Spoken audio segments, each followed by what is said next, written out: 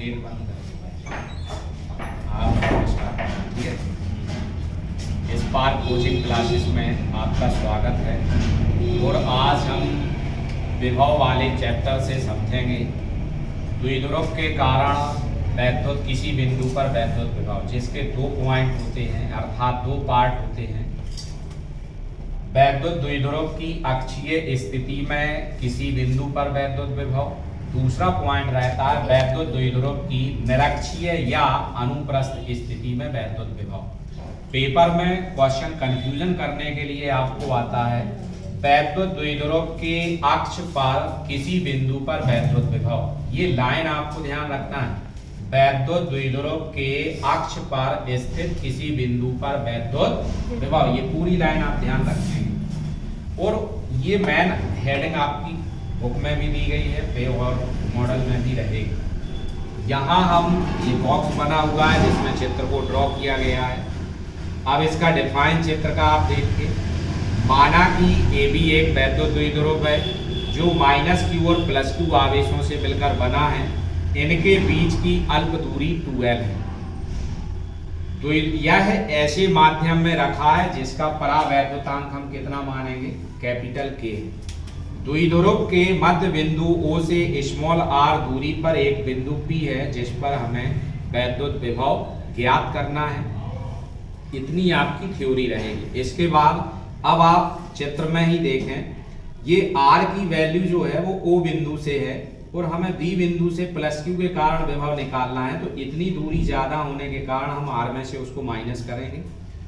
-q के कारण A बिंदु पे ज्ञात करना, तो इतनी दूरी उसमें कम है जिसको हम R में उसको प्लस कर देंगे, तो क्या आ जाएगा R + L। इसके बाद आप पहली अतः करके फिर लिखेंगे पहली लाइन, आवेश +q के कारण बिंदु P पर विभव, तो V1 बराबर 1/4 पाई एप्सिलॉन नॉट के Q/Bp, क्योंकि प्लस से आवेश से दूरी P तक की Bp हम लेंगे और Bp की वैल्यू क्या है, R - L, समीकरण नंबर 1 हो जाएगा। इसके बाद -q आवेश के कारण बिंदु P पर विभव V2 बराबर, अब आप विभव आपके आवेश की प्रकृति पर निर्भर करता है। अगर पॉजिटिव चार्ज होगा तो पॉजिटिव विभव रहेगा और नेगेटिव चार्ज होगा तो विभव भी माइनस में आएगा अर्थात नेगेटिव होगा। तो V2 बराबर -1/4 पाई एप्सिलॉन नॉट के Q/AP बराबर 1/4 पाई एप्सिलॉन नॉट के AP की वैल्यू क्या रख देंगे, R + L। अतः बिंदु P पर परिणामी विभव V बराबर V1 + V2। समीकरण 1 व 2 से V1 और V2 के हम मान रखेंगे, तो यहाँ प्लस है लेकिन ये वैल्यू माइनस की है V2 की, तो माइनस लगा के ब्रैकेट लगा दिया।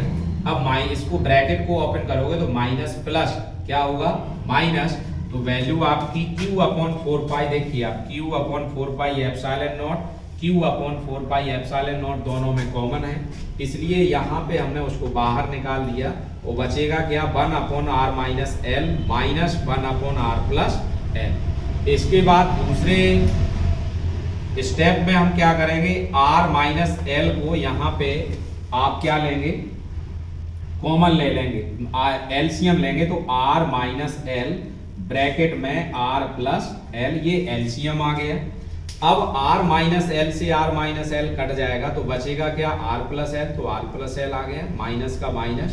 अब R + L का जब इसमें भाग डिवाइड करेंगे आप तो R + L कट जाएगा और बचेगा क्या, R - L, तो -R - L ब्रैकेट क्लोज कर दिया। अब आप ब्रैकेट को ओपन करेंगे, साथ ही साथ यहाँ देखेंगे कि यहाँ पे एक सूत्र लगेगा A - B और A + B, जिसके कारण सूत्र क्या बनता है, A² माइनस का B², जिसको हम यहाँ अप्लाई करेंगे और स्टेप क्या आ जाएगा, R² - L²।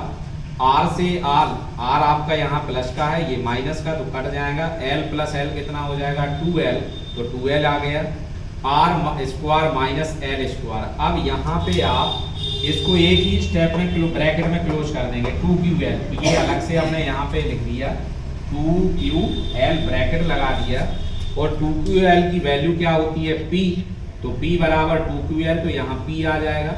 इसके बाद आप इसमें ध्यान रखेंगे R का मान L की अपेक्षा बहुत बड़ा होता है, जिसके कारण एल स्क्वायर का मान आर स्क्वायर की अपेक्षा और छोटा हो जाएगा।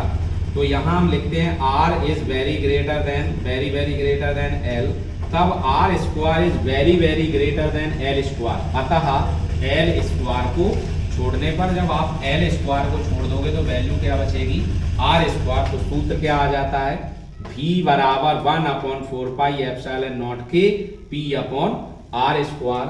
जो वैद्युत विभव का ये आपका पहला पॉइंट है वैद्युत द्विध्रुव की स्थिति वाला। थैंक यू, धन्यवाद।